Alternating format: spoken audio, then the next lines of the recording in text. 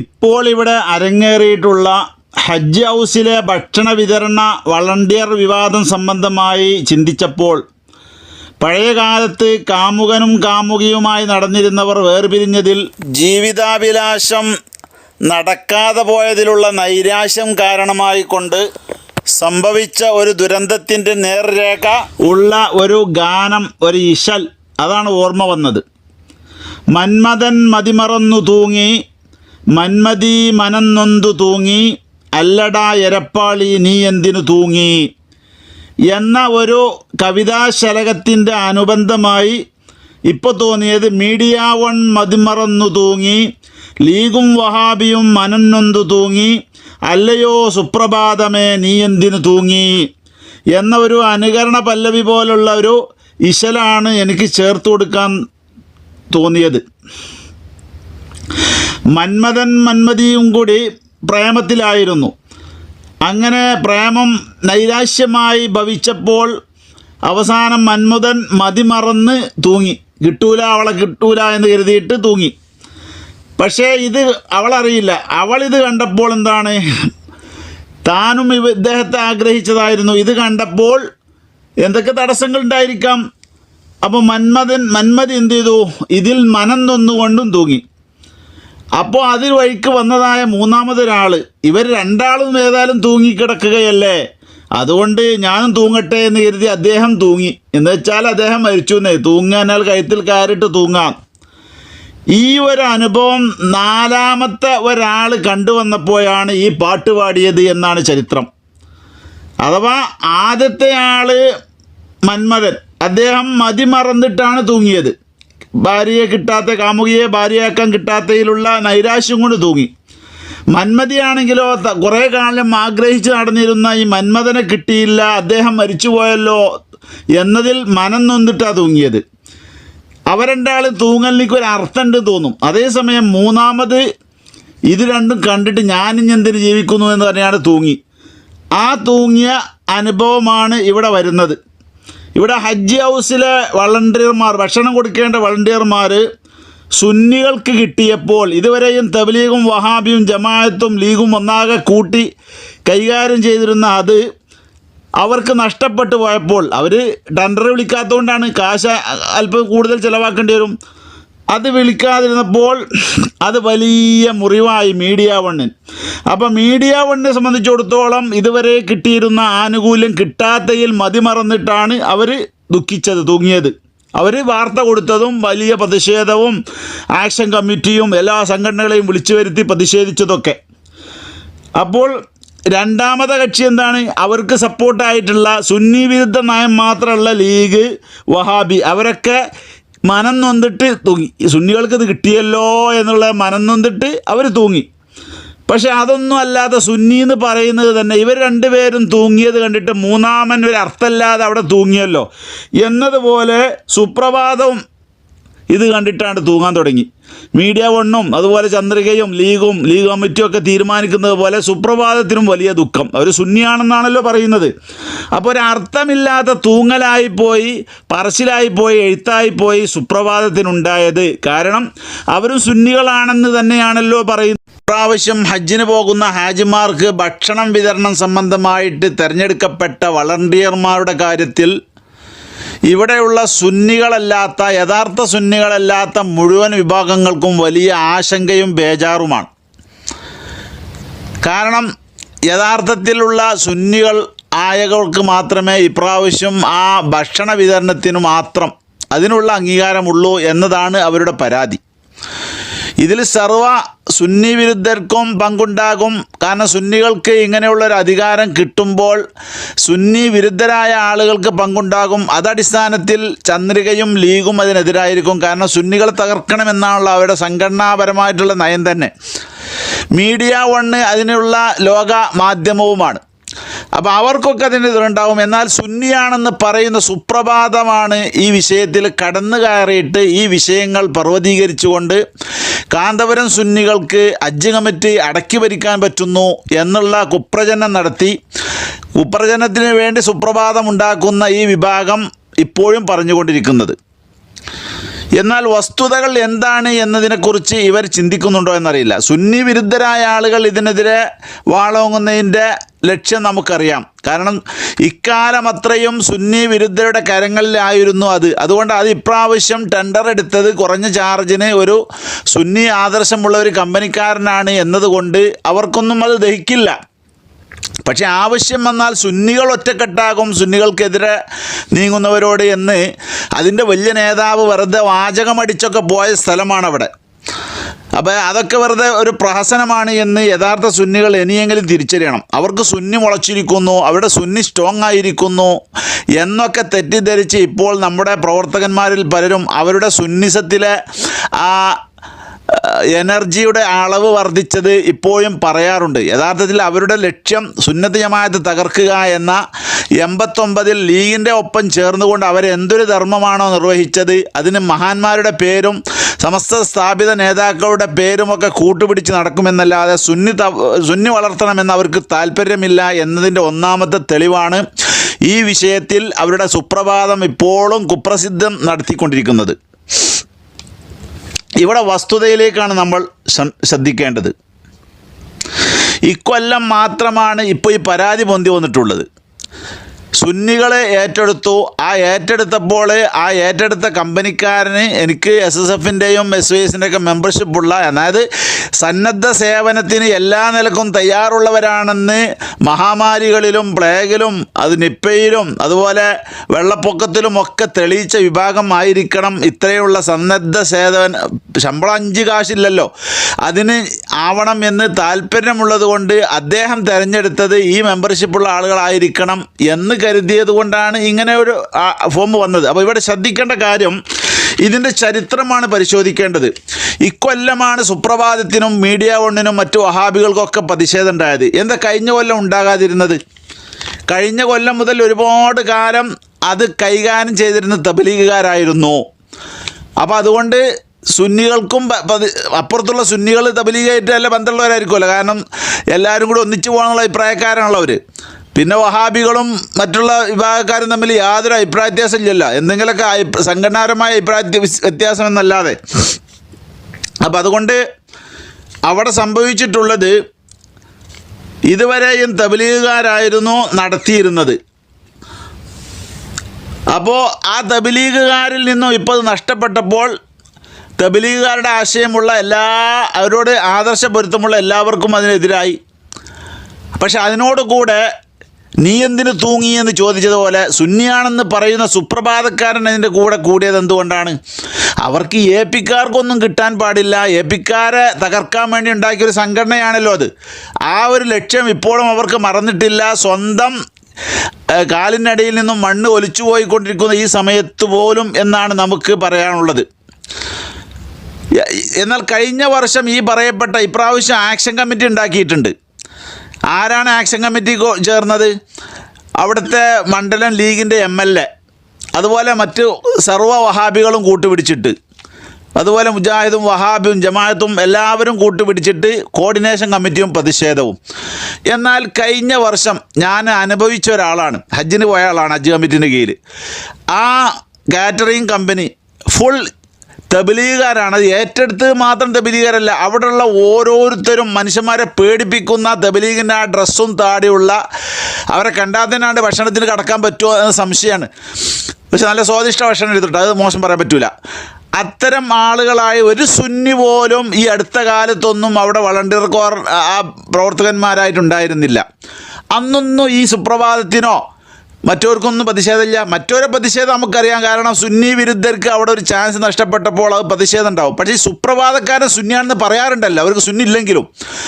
അവരോടാണ് നമുക്ക് പറയാനുള്ളത്. അവർക്ക് അന്ന് പരാതിയില്ല, ചേളാരിക്കാർക്ക് പരാതിയില്ല, ലീഗുകാർക്ക് പരാതിയില്ല. ലീഗിൻ്റെ കെയർ ഓഫിലാണല്ലോ ഇതൊക്കെ അടിച്ചു ഒപ്പിച്ചുകൊണ്ടിരുന്നത് ഇത്ര കാലം അത്രയും. അപ്പോൾ ആദർശത്തിൽ ഐക്യം ഈ സുപ്രഭാതക്കാർക്ക് ഉണ്ട് എന്ന് നമ്മൾ തെറ്റിദ്ധരിച്ചിട്ടുണ്ടെങ്കിൽ അത് ഇപ്പോഴെങ്കിലും ഒന്ന് തിരുത്തണം എന്നാണ് നമുക്ക് ഇവിടെ പറയാനുള്ളത്. അപ്പോൾ തബ്ലീഗുകാരത് ഏറ്റെടുത്ത് നടത്തിയപ്പോൾ കോർഡിനേഷൻ ഇല്ല, പ്രതിഷേധമില്ല. പക്ഷേ APക്കാർ ഏറ്റെടുത്താൽ പറ്റൂല. അതാണ് സുപ്രഭാതക്കാരൻ്റെ പിടിവാശി. ആ പിടിവാശി 36 കൊല്ലം മുമ്പ് തുടങ്ങിയതാണ്. അത് ഇപ്പോഴും തുടർന്നുകൊണ്ടിരിക്കുന്നു. അത് തുടർന്നാലേ അവർക്ക് നിലനിൽപ്പുള്ളൂ. അത് ഒഴിവാക്കിയാൽ പിന്നെ അവർ വട്ടപ്പൂജയാണല്ലോ. ഇവിടെ നമ്മൾ ശ്രദ്ധിക്കേണ്ടത് ഹജ്ജ് കമ്മിറ്റിൻ്റെ കീഴിൽ ഹജ്ജിന് പോകുന്ന ആളുകൾക്ക് അവിടെ കൊടുക്കുന്ന ഭക്ഷണ വിതരണ സേവനം വളണ്ടിയറായിട്ട് സേവനം ചെയ്യുക എന്നുള്ളത് വലിയ മാസശമ്പളം ഉള്ളതല്ല. ഒരു ദിവസം ഒരു ഉറുപ്പ്യ പോലും ശമ്പളം കിട്ടാത്ത ഒരു പണിയാണ്. അള്ളാഹുവിൻ്റെ അതിഥികളായി പോകുന്ന ഹാജിമാർക്ക് സേവനം ചെയ്യുക എന്ന ഏറ്റവും നല്ല പ്രവൃത്തി ചെയ്യാൻ വേണ്ടി സന്നദ്ധ സേവകരായി വരുന്നവരാണ്. അത് എങ്ങനെയാണ് സന്നദ്ധ സേവകരെ കണ്ടെത്തുന്നത് എന്ന് മനസ്സിലാക്കിയാൽ ഈ സംശയങ്ങളൊക്കെ തീർന്നു പോകും. ഇക്കാലം അത്രയും സുന്നികൾ ശ്രദ്ധിക്കാത്തൊരു മേഖലയായിരുന്നത്. തബ്ലീഗുകാർ ടെൻഡർ എടുക്കും, അതുകൊണ്ട് അവരിഷ്ടമുള്ള മുഴുവൻ ആളുകളും തബ്ലീഗ് അവരെടുത്തത് കൊണ്ട് മാത്രമല്ല, അവർ എല്ലാവരും എല്ലാ ടേബിളിലും പോയിട്ട് ഇനി എന്താ വേണ്ടതെന്നിട്ട് ആളുകളാണ്ട് സുഖിപ്പിച്ച് ഭക്ഷിപ്പിക്കും. അങ്ങനെ അവരുടേതായ ആദർശം തന്നെ ഏകദേശം അവർ ചൊരിയാൻ വേണ്ടി ശ്രമിക്കും. ഹജ്ജിന് എല്ലാവരുടെയും നമ്പർ അവർ വാങ്ങും. ഹജ്ജിന് പോയി വന്നാൽ പിന്നെ അവരുമായി ബന്ധപ്പെട്ട് അവരെ ക്ലാസ്സുകളിലേക്കും അവരുടെ ദർശനങ്ങളിലേക്കൊക്കെ ക്ഷണിക്കും. അങ്ങനെ ലീഗിൻ്റെ ഒത്താശയോടുകൂടെ ഇവർ നടത്തിയ ഈ ഇക്കാലം അത്രയും നടത്തിയ ഇത് മുഖേന കുറേ സുന്നികൾ തബ്ലീഗാകാനും കാരണമായിട്ടുണ്ട്. പക്ഷെ അതൊക്കെ ഇപ്പോൾ ഈ ഒരു കുറഞ്ഞ ചാർജിന് ഈ ടെൻഡർ വിളിച്ചപ്പോൾ സുന്നികളിൽപ്പെട്ട ഒരു കമ്പനിക്കാരൻ ഏറ്റെടുത്തു. അതാണ് ഇപ്പോൾ പ്രതിഷേധത്തിന് വകയായിട്ടുള്ളത്. മുമ്പൊന്നും സുന്നികൾ ശ്രദ്ധിക്കാത്ത ഈ വിഷയം ഇത്തവണ ഒരു കാറ്ററിംഗ് കമ്പനിക്കാരൻ സുന്നി ആയിരുന്നു. അപ്പോൾ അദ്ദേഹം അത് ഏറ്റെടുത്തു. അദ്ദേഹത്തിൻ്റെ ആ പരിപാടി ഭംഗിയാക്കി നടപ്പിലാക്കി കൊടുക്കുക എന്നുള്ളത് ഹജ്ജ് കമ്മിറ്റിയോട് ഗവൺമെൻറ്റിനോട് ഏറ്റെടുത്ത ഒരു ഉത്തരവാദിത്തമാണ്. അപ്പോൾ ഒരു കാര്യം ഏറ്റെടുത്താൽ അത് ഭംഗിയായി നിർവഹിക്കാൻ ഈ കേരളത്തിൽ ആരാണുള്ളത് എന്ന് കഴിഞ്ഞ കാല പ്രശ്നങ്ങൾ ഉണ്ടായപ്പോഴും സേവന പ്രവർത്തനങ്ങൾ നടത്തിയപ്പോഴും സാന്ത്വന പ്രവർത്തനങ്ങൾ നടത്തിയപ്പോഴൊക്കെ ലോകം മനസ്സിലാക്കിയതാണ്. അതുകൊണ്ട് അദ്ദേഹം സുന്നി സംഘടനയെ സമീപിച്ചുകൊണ്ട് പറഞ്ഞു, ഇത്തവണ നമുക്ക് ഏറ്റെടുത്തിട്ടുണ്ട്, അതുകൊണ്ട് അത് മോശമാകാതെ വർക്ക് ചെയ്യണം, അത് നല്ല രീതിയിൽ പ്രവർത്തിച്ചു എന്ന് ആളുകൾ പറയണം, അതിന് മോശമാക്കാൻ പാടില്ല. അതുകൊണ്ട് നമുക്ക് നല്ല കുറേ മെമ്പർമാരെ കിട്ടണം, നിങ്ങളെ സംഘടനയിൽപ്പെട്ടവർ അതിന് യോജിക്കുന്നവരാണ് എന്ന് വിചാരിച്ച് നമ്മുടെ സംഘടനയോട് പറഞ്ഞു. അങ്ങനെ അദ്ദേഹം അതിനൊരു ഫോം ഉണ്ടാക്കി. ആ ഫോമിൽ നിങ്ങളുടെ സംഘടനയുടെ ആളുകളാവുമ്പോഴാണ് ഏറ്റവും ഉഷാറായി പ്രവർത്തിക്കാൻ ഉഷാറെന്ന് അദ്ദേഹത്തിന് തോന്നി, ഏറ്റെടുത്ത ആൾക്ക്. അപ്പോൾ അദ്ദേഹം പറഞ്ഞു നിങ്ങളുടെ മെമ്പർഷിപ്പുള്ള ആളായിരിക്കണമെന്ന്. അത് ആരായിരിക്കണമെന്ന് തീരുമാനിക്കേണ്ടത് ലീഗുകാരല്ല, തബ്ലീഗും അല്ല, കോർഡിനേഷനും അല്ല, TV ഇബ്രാഹിനും അല്ല. അത് തീരുമാനിക്കേണ്ടത് ഞാൻ ഏറ്റെടുത്തൊരു കാര്യം എങ്ങനെ നടത്തണം എന്നുള്ളത് ഞാനാണ് തീരുമാനിക്കേണ്ടത്. എന്നതുപോലെ ആ കാറ്ററിംഗ് കമ്പനി തബ്ലീഗുകാരെ ഏറ്റെടുത്തു. ഒരു സുന്നിയെയും ചേർക്കാത്തതിൽ ഒരു പ്രതിഷേധമില്ലാതെ അവർ ഉഷാറായി വിളയാട്ടം പോലെ നടത്തി. എന്നതുപോലെ സുന്നി ഏറ്റെടുത്താൽ സുന്നിക്ക് വിട്ടുകൊടുക്കേണ്ടതാണ്. പക്ഷേ അവിടെ സുന്നി കൈകാര്യം ചെയ്യുമ്പോഴാണുള്ള ലീഗിനും ചേളാരിക്കും ഒക്കെ വേജാറുണ്ടായാൽ. അപ്പോൾ ഹജ്ജ് കമ്മിറ്റിക്കോ ഗവൺമെൻറ്റിനോ നേരിട്ട് ഈ ഫോമുമായിട്ടോ മറ്റോ ഒരു ബന്ധമില്ല. വഹാബിക്ക് ഇതോടുകൂടെ നഷ്ടപ്പെട്ടല്ലോ എന്ന വെപ്രാളമായി. അവരോടൊപ്പം കൂട്ടാളികളായി നിൽക്കുന്ന സുപ്രഭാതക്കാർക്കും അതിലേറെ വെപ്രാളം. ആ വെപ്രാളത്തിൻ്റെ പ്രതിഫലനമാണ് ഇപ്പോൾ ഈ കാണുന്നത്. എന്നാൽ ഇവിടെ APക്കാർക്ക് ഇത് ഏറ്റെടുക്കണമെന്നോ സുന്നികൾക്ക് ഇത് ഏറ്റെടുക്കണമെന്നോ യാതൊരു താല്പര്യവുമില്ല. സുപ്രഭാതക്കാർ അടുത്ത കൊല്ലം അത് ഏറ്റെടുക്കട്ടെ, അവരുടെ ആളുകളെ കുത്തി നിറക്കട്ടെ. SKSFൻ്റെ ഒന്നാമത്തെ മെമ്പർഷിപ്പ് എടുത്ത ആൾക്കാരെ തന്നെ ആദ്യം അത് ഉണ്ടാക്കിയ സമയത്ത് ഉണ്ടാക്കിയ ആ പഴയ ആൾക്കാരെ തന്നെ ഉൾപ്പെടുത്തട്ടെ. ആർക്കും അമർശമില്ല, ഓരോരുത്തർക്കും കിട്ടിയത് ഓരോരുത്തരും ഉപയോഗിക്കും. കാരണം അവരുടേതായ സംഘടന കൈകാര്യം ചെയ്യുമ്പോൾ അത് നന്നാകണമെന്ന് അവർക്ക് ആഗ്രഹമുണ്ടാവും. അപ്പോൾ അവരുടെ ആൾക്കാർ കൈകാര്യം ചെയ്യുമ്പോഴാണ് അവരുടെ സംഘടന ഉഷാറാകുക എന്ന് ആരും ചിന്തിക്കും. എന്നതുപോലെ ഇദ്ദേഹം അത് ചിന്തിച്ചതാണ്. പിന്നെ ഇതിൽ ഒളിച്ചുകളുണ്ടായി, ആരോട് അറിയിക്കാതെയാണ് ഇത് നടന്നു. പറഞ്ഞാൽ ഹജ്ജ് കമ്മിറ്റി അങ്ങനെ സാധാരണ ചെയ്യാറില്ല, ഒരിക്കലും ചെയ്യാറില്ല. വളണ്ടിയർമാരെ പത്രമാധ്യമങ്ങളിലൂടെയും മറ്റുമൊക്കെ പരസ്യം ചെയ്ത് ആണ് ഹജ്ജിന് പോകാനുള്ള ട്രെയിനർമാരായിട്ടുള്ള വളണ്ടിയർ സേവനം മക്കത്തും മദീനത്തൊക്കെ ചെയ്യാൻ ഒപ്പം പോയി ചെയ്യാൻ പറ്റുന്നവരെ തിരഞ്ഞെടുക്കൽ. അത് 40-ലേറെ ഇന്ത്യൻ ഉദ്യോഗസ്ഥന്മാരെയാണ് ഇപ്രായം തിരഞ്ഞെടുത്തിട്ടുള്ളത്. ഇനി അത് പോരാതെ വന്നാൽ വേറെ ഉദ്യോഗസ്ഥന്മാരെയും തിരഞ്ഞെടുക്കും. അതേസമയം ഇവിടെ അതൊന്നല്ല തിരഞ്ഞെടുത്തിട്ടുള്ളത്. അതൊക്കെ പത്രങ്ങളിലൂടെ പരസ്യം ചെയ്ത് ആരെ തിരഞ്ഞെടുക്കണം എന്നൊക്കെ ഈ ടെൻഡറും മറ്റുമൊക്കെ പത്രങ്ങളിലൂടെ ഔട്ട് ചെയ്യും. ഗവൺമെൻറ് ഉദ്യോഗസ്ഥന്മാരെ തിരഞ്ഞെടുക്കും. ആവശ്യമുള്ളിടത്ത് അവരല്ലാത്ത കുറേ വളണ്ടിയർമാരെയും മക്ക മദീനയിലേക്ക് ഹാജിമാരൊപ്പം പോകാൻ വേണ്ടി തിരഞ്ഞെടുക്കും. അത് ഇനി തിരഞ്ഞെടുക്കാനും അവശേഷിക്കുകയാണ്. പക്ഷേ ഇവിടുത്തെ ഒരു വിഷയം ഈ ഭക്ഷണ വിതരണത്തിലുള്ള വളണ്ടിയർമാരെ SSFൻ്റെയും SYSൻ്റെയും മെമ്പർഷിപ്പ് ഉള്ളവരാക്കി എന്നുള്ളതാണ്. അത് എങ്ങനെ ആയിപ്പോയത്? കുറഞ്ഞ തുകയ്ക്ക് ആരാണോ ഇത് കൊട്ടേഷൻ എടുക്കാൻ വരുന്നത് അവർക്ക് കൊടുക്കുക എന്നുള്ളതാണ് ഹജ്ജ് കമ്മിറ്റിയുടെ പൊതു സ്വഭാവം. കഴിഞ്ഞ വർഷങ്ങളിലൊക്കെ അതുണ്ട്. തബ്ലീഗ് ഏറ്റെടുത്തതിന് നമ്മൾ വിമർശിക്കുന്നില്ല. കാരണം ഏറ്റവും കുറഞ്ഞ പൈസയ്ക്ക് അവരാണ് ഏറ്റെടുക്കാൻ വന്നത്. ഒരു ദിവസം 50 വളണ്ടിയർമാർ ആവശ്യമുണ്ടാകും അവിടുത്തെ സേവനങ്ങൾ നടത്താൻ.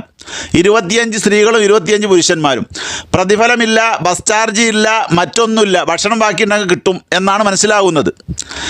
അപ്പോൾ ഈ കാറ്ററിംഗ് കമ്പനിക്കാർ അത് നടത്താൻ ശമ്പളം കൊടുത്തവർക്ക് നടത്താൻ കഴിയില്ല. അതുകൊണ്ട് സന്നദ്ധ സേവകരായി പലരും ഹജ്ജ് പരിപാടിയുടെ വിഷയമായതുകൊണ്ട് എല്ലാവരും മുന്നോട്ട് വരും. അവരുടെ അധികാരമാണിപ്പോൾ ആരെ തിരഞ്ഞെടുക്കണമെന്നുള്ളത്. ഈ കാറ്ററിംഗ് വകുപ്പ് ആർക്കാണോ കിട്ടിയത് അവരാണ് അതിൻ്റെ വളർന്നുപേരെ തിരഞ്ഞെടുക്കേണ്ടത്. അല്ലാതെ ഗവൺമെൻറ്റിന് ഒരു അധികാരവും ഇല്ല. ഇനി അവർ തിരഞ്ഞെടുത്ത് ശമ്പളത്തിനാണെങ്കിൽ പിന്നെങ്കിലും പരാതി ഉന്നയിക്കുക.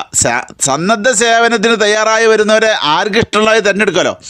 അവർക്ക് ശമ്പളം കൊടുക്കുന്നുണ്ടെങ്കിൽ അതിലും പരാതി പറയാൻ മറ്റുള്ളവർക്ക് അധികാരമില്ല. കാരണം അവർ നേടിയതായ അധികാരത്തിൽ ഉപയോഗപ്പെടുത്തിയിട്ടാണ് അവർ ചെയ്യുന്നത്. അപ്പോൾ അദ്ദേഹം സമീപിച്ചൊരു സംഘടനയെ, ആ സംഘടനയുടെ മെമ്പർഷിപ്പ് ഉള്ളവരെ തന്നെ വേണം, വേറെ ആരെങ്കിലും കയറി കൂടിയാൽ ഇത് മോശമാകുമെന്ന് അദ്ദേഹത്തിന് തോന്നി. അതുകൊണ്ടാണ് ഈ മെമ്പർഷിപ്പിൻ്റെ ഫോം അദ്ദേഹം ഉണ്ടാക്കി, അദ്ദേഹം ആ രീതിയിൽ മുന്നിച്ചു. അല്ലാതെ ഹജ്ജ് കമ്മിറ്റിക്കോ ചെയർമാനോ മറ്റോ ഗവൺമെൻറ്റിനോ ഇതിൽ യാതൊരു പങ്കുമില്ല. അതിപ്പോൾ നമ്മൾ അങ്ങനെ തന്നെയാണ്. നമ്മളൊരു ഇവൻറ്റ് മാനേജ്മെൻറ്റിനെ ഒരു കാര്യം ഏൽപ്പിച്ചാൽ പിന്നെ അത് ഇന്നാൾ ചെയ്യണം, ആരെ വിളിക്കാൻ പറ്റുള്ളൂ, മറ്റവനെ വിളിക്കാൻ പറ്റൂല എന്നൊന്നും പറയാൻ പറ്റൂല. അത് ബുദ്ധിയുള്ള ആൾ ചെയ്യാറുമില്ല, അങ്ങനെ ഒരു വിഷയം പറയാറുമില്ല. ഇപ്പോൾ അവർക്കുള്ള പരാതി ആരെയും അടുപ്പിക്കാറില്ല എന്നാണ്. കഴിഞ്ഞ തവണ ഞാൻ നേരിട്ട അനുഭവസ്ഥനാണ്.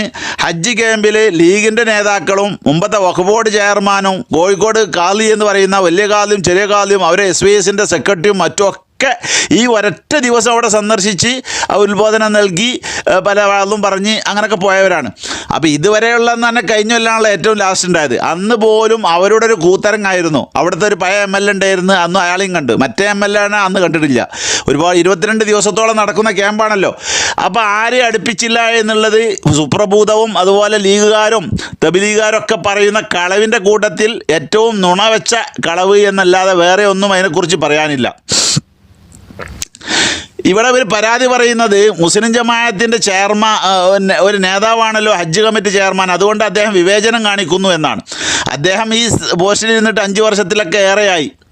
എന്നിട്ട് പോലെ ഇതുവരെ ഒരു പരാതി അതിനെക്കുറിച്ച് ഉണ്ടായിട്ടില്ല. ഈ വിഷയത്തിൽ പരാതി ഉണ്ടായിട്ടും കാര്യമില്ല, ഉണ്ടാകേണ്ട ആവശ്യമില്ല. അദ്ദേഹത്തിന് അധികാരപ്പെട്ടതല്ല, അദ്ദേഹത്തിന് നിയന്ത്രിക്കാനത് കഴിയില്ല. ഏറ്റെടുത്തവർ ചെയ്യേണ്ട കാര്യമാണ്. എന്നാൽ അദ്ദേഹം എല്ലാവരെയും പരിഗണിച്ചുകൊണ്ടാണ് ഇതുവരെ പോയിട്ടുള്ളത്. അവിടെ വരുന്ന ആളുകൾക്ക് സ്വീകരണം കൊടുക്കും, അവർക്ക് സംസാരിക്കാൻ അവസരം കൊടുക്കും, അതെല്ലാം അവിടെ ചെയ്യുന്നുണ്ട്. എന്നിട്ട് ആരെയും അടുപ്പിക്കുന്നില്ല എന്നാണ് ആക്ഷൻ കമ്മിറ്റി കളവ് പ്രചരിപ്പിച്ചുകൊണ്ടിരിക്കുന്നത്. കാന്തപുരം ഹജ്ജ് കമ്മിറ്റി കൈയടക്കി എന്ന് പ്രചരിപ്പിച്ച് ഇനി കാന്തപുരം വിഭാഗത്തിന് ഈ ഹജ്ജ് കമ്മിറ്റിൻ്റെ ചെയർമാൻ സ്ഥാനമൊന്നും കൊടുക്കരുത് എന്ന കുത്സിയ ശ്രമമാണെന്ന് തോന്നുന്നത്. ഇങ്ങനെ പ്രചരിപ്പിച്ചാൽ ഇനി ആ സ്ഥാനം തെറിക്കുള്ളൂ, അല്ലാതെ മുന്നണി മാറിയിട്ടൊന്നും ആ സ്ഥാനം വേറെ ആളുകൾക്കൊന്നും കിട്ടൂല എന്ന് പ്രതീക്ഷിച്ചത് കൊണ്ടാകാം. അപ്പം മുമ്പ് ഇവർ നടത്തിയിരുന്ന കൂത്താട്ടങ്ങളൊന്നും ഇനി നടക്കില്ല എന്നതുകൊണ്ട് വഹാബികൾക്ക് ബോധ്യപ്പെട്ടതുകൊണ്ട് അവരെ എതിർക്കും. മീഡിയ കൊണ്ട് പിന്നെ അങ്ങനെ ലോകം മുഴുവനും വഹാബിവൽക്കരിക്കാൻ ഉണ്ടാക്കിയതായ മൗദൂദിവൽക്കരിക്കാൻ ഉണ്ടാക്കിയ ഒരു ചാനലാണല്ലോ, അവരതെല്ലാം പറയും. പക്ഷേ സുന്നിയാണെന്ന് ഇതുവരെ പറഞ്ഞ് തെറ്റിദ്ധരിച്ച ഈ സുപ്രഭാതം എന്തിനു വേണ്ടി രംഗത്തിറങ്ങി സുപ്രഭാതം ഏറ്റെടുത്ത് അവരാൾക്കാരെ തിരികെ കയറ്റില്ല. നമ്മൾ പരാതി പറയില്ലല്ലോ. തബ്ലീഗർ കയറ്റിക്കൂടുകയും അവർ ഒരു സുന്നിയെ ഉൾപ്പെടുത്താതെ വളണ്ടിയർമാരുണ്ടാക്കുകയും ചെയ്തപ്പോൾ ആരും നമ്മൾ എതിർത്തിട്ടില്ല. എന്നതുപോലെ ഇനി അടുത്ത വർഷം സുപ്രഭാതം നേരത്തെ തന്നെ സുബൈക്ക് ടെൻഡർ എടുക്കാൻ വരട്ടെ, ആരും പരാതി വരില്ല. ലീഗ് വഴിയാണ് ഇതുവരെയൊക്കെ നടന്നിരുന്നത്. ഇപ്പോൾ ലീഗിൻ്റെ പിടി അതിലൊക്കെ അഴിഞ്ഞിട്ടുണ്ട്. അതുകൊണ്ട് എല്ലാവർക്കും അതിലുള്ള വിഷമങ്ങളുണ്ട്, വഹാബികൾക്കൊക്കെ. ഇവിടെ 178 രൂപയ്ക്ക് 5 നേരത്തെ ഒരു ഹാജിക്ക് 5 നേരത്തെ ഭക്ഷണം GST അടക്കം ഏറ്റെടുക്കാൻ തയ്യാറുണ്ടോ എന്നാണ് ഹജ്ജ് കമ്മിറ്റി ചോദിച്ചത്. ആ ഹജ്ജ് കമ്മിറ്റി ആ സംഖ്യയല്ല ചോദിച്ചത്, ഏറ്റവും ചുരുങ്ങിയ കൊട്ടേഷൻ എത്രയാണ് എന്ന് അവർ മുന്നോട്ട് വെച്ചു. അപ്പോൾ ഒരാൾ കഴിഞ്ഞ വർഷമൊക്കെ അത് ഏറ്റെടുത്തിരുന്നത് 235 രൂപക്കാണ് കഴിഞ്ഞ വർഷം തബ്ലീഗുകാർ ഏറ്റെടുത്തിരുന്നത്. അങ്ങനെ അവർക്ക് അവരുടേതായ മതപ്രബോധനത്തിന് വേദിയാക്കി പലപ്പോഴും അവർ മാറ്റി. അവർക്ക് ആ നേട്ടം ഉണ്ടാകും. അന്ന് അവിടെ ഉണ്ടായിരുന്നത് നമ്മുടെ ഒരു MP അനുജനോ ജ്യേഷ്ഠനോ, മുമ്പ് മഞ്ചേരിയിലുണ്ടായിരുന്നൊരു MLA ജ്യേഷ്ഠന്, ഇവരൊക്കെയാണ് അവിടെ തബ്ബാഹുമാരായിട്ടും അതുപോലെ വളണ്ടിയർമാരായിട്ടൊക്കെ ഭക്ഷണം വിതരണം ചെയ്യാനും പാകപ്പെടുത്താനൊക്കെ ഉണ്ടായിരുന്നത്. അപ്പോൾ 5 നേരം ഒരു ഹാജിക്ക് ഭക്ഷണം കൊടുക്കാൻ വേണ്ടി 178 റുപ്യ പ്ലസ് GST ഇതിനാണ് ഇപ്പോഴത്തെ ആൾ ഏറ്റെടുത്തത്. അള്ളാഹുവിൻ്റെ പ്രീതിക്ക് വേണ്ടി ഏറ്റെടുക്കുക എന്നല്ലാതെ അദ്ദേഹത്തിന് ഇതിൽ നിന്നൊരു പൈസ ബാക്കിയാവൂല എന്ന കാര്യം ഉറപ്പാണ്. കാരണം അവിടെ കൊടുക്കുന്ന ഭക്ഷണം ഏതായാലും ഒരു 300 രൂപ ചിലവാകുന്ന രീതിയിലാണ് കഴിഞ്ഞ വർഷം കഴിച്ചപ്പോൾ അവിടെ ഉണ്ടാക്കിയ ഭക്ഷണത്തിനെ കുറിച്ച് നമുക്ക് മനസ്സിലായത്. അപ്പോൾ ഏതായാലും അദ്ദേഹം ലാഭത്തിന് വേണ്ടി ഏറ്റെടുത്തതല്ല, ഒരു സേവനത്തിന് വേണ്ടി ഏറ്റെടുത്തതാണ്, അള്ളാഹിൻ്റെ പ്രീതി പ്രതീക്ഷിച്ചിട്ട്. അങ്ങനെ ഏറ്റെടുത്ത അദ്ദേഹം ഇനി ശമ്പളം കൊടുത്തുകൊണ്ട് വളണ്ടിയർമാരും കൂടി നിശ്ചയിച്ചാൽ അയാളെ ഓഫീസും വീടൊക്കെ പൂട്ടേണ്ടി വരും. അപ്പോൾ 1100 വളണ്ടിയർമാരാണ് 22 ദിവസം നീണ്ടു നിൽക്കുന്ന ഈ ക്യാമ്പിന് വേണ്ടത്. അപ്പോൾ എല്ലാ ദിവസവും ഒരേ വളണ്ടിയറാണെങ്കിൽ അവർ ക്ഷീണിച്ചു പോകും. അതുകൊണ്ട് തന്നെ ഓരോ ദിവസം 50 വളണ്ടിയർമാരെന്ന നിലക്ക് ഒരുപാട് ആളുകൾക്ക് സേവനം ചെയ്യാൻ അവസരം കൊടുക്കും. പലരും ഇതിന് താല്പര്യമുള്ളവരുമാണല്ലോ. അതുകൊണ്ട് തന്നെ 10,430 തീർത്ഥാടകരാണ് അവിടുന്ന് പോകാനുള്ളത്. അവരൊക്കെ ഓരോ ദിവസത്തെയും 2-3 ഫ്ലൈറ്റുകൾ ഉണ്ടാകും. അതിനനുസരിച്ച് 50 അതിൽ കൂടുതലോ വളണ്ടിയർമാർ വേണ്ടി വരും. അപ്പോൾ ഒരു ദിവസം സേവനം ചെയ്തവർക്ക് പിറ്റേ ദിവസം വീട്ടിൽ പോയി വിശ്രമിക്കേണ്ടി വരും. അതുകൊണ്ട് 1100ഓളം വളണ്ടിയർമാർ അതിനാവശ്യമാണ്. 18,56,540 രൂപക്കാണ് യഥാർത്ഥത്തിൽ ഈ ടെൻഡർ വിളിച്ചിട്ടുള്ളത്. അതിൽ നിന്ന് അദ്ദേഹം കൂലി കൊടുത്തുകൊണ്ട് ആളുകളെ ക്ഷയിക്കണം തന്നെ പ്രായോഗികമല്ല. കൊടുത്താൽ പിന്നെ അദ്ദേഹത്തിന് ഓരോ ഹാജിക്ക് 500 രൂപ ചുരുങ്ങിയത് ആയി വരും. ഇവിടെ കിട്ടുന്നതാണെങ്കിലോ 178 GST ആണ്. അപ്പോൾ അതുകൊണ്ടാണ് ഇങ്ങനെ സംഭവിച്ചിട്ടുള്ളത്. ഹജ്ജ് കമ്മിറ്റി ടെൻഡർ വിളിച്ചു, ഭക്ഷണ വിതരണത്തിന് ഒരാൾ ഏറ്റെടുത്തു. ആ ഏറ്റെടുത്ത ആളാണ് അത് നടപ്പിലാക്കേണ്ടത്. അദ്ദേഹം നല്ല സേവനം ചെയ്യുന്ന പാർട്ടിക്കാരാണ് എന്ന നിലക്ക് SSFനെ SVSനെ സമീപിച്ചു. അവരത് ഏറ്റെടുത്തു. വേറെ ആൾക്കാരെ ഏൽപ്പിച്ചാൽ അതിൻ്റെ ഇടയിൽ കുഴപ്പമുണ്ടാക്കുമല്ലോ. ഇതുപോലെ കയറി കൂടിങ്ങാണ്ട് ആക്ഷൻ കമ്മിറ്റിയും പ്രതിഷേധ കമ്മിറ്റിയൊക്കെ ഉണ്ടാക്കും. അതുകൊണ്ട് അദ്ദേഹത്തിന് അദ്ദേഹം ഏറ്റെടുത്ത് ഭംഗിയായി നിർവഹിക്കലാണ് വേണ്ടത്. അതിന് അദ്ദേഹം ഉദ്ദേശിക്കുന്ന വിശ്വാസം അർപ്പിച്ച ആ സംഘടനയുടെ ആൾക്കാർ തന്നെ ആവണമെന്ന് അദ്ദേഹം തീരുമാനിച്ചു. ഒരാൾക്കും ഒരു പരാതിയും പറയാൻ പാടില്ല.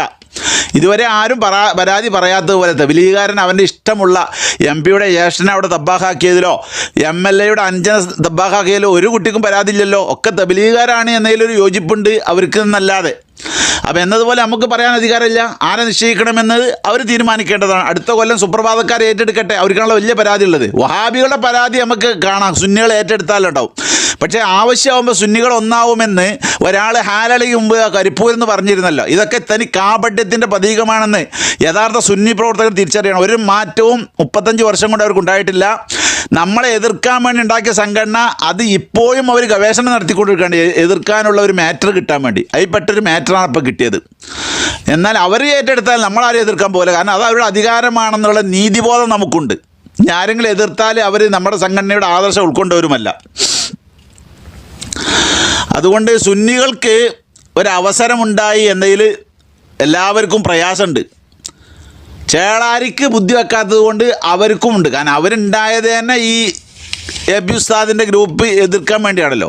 അപ്പോൾ അത് സ്വാഭാവികമാണ്. അപ്പോൾ അതുകൊണ്ട് നിങ്ങളൊന്നിപ്പോൾ തെറ്റിദ്ധരിക്കേണ്ട. ഇപ്പോഴൊക്കെ അവർ നന്നായിക്കണം, ലീഗിനായിട്ട് അവർ തെറ്റിയിരിക്കുന്നു, നമ്മളായിട്ട് ബന്ധപ്പെട്ടിരിക്കുന്നു.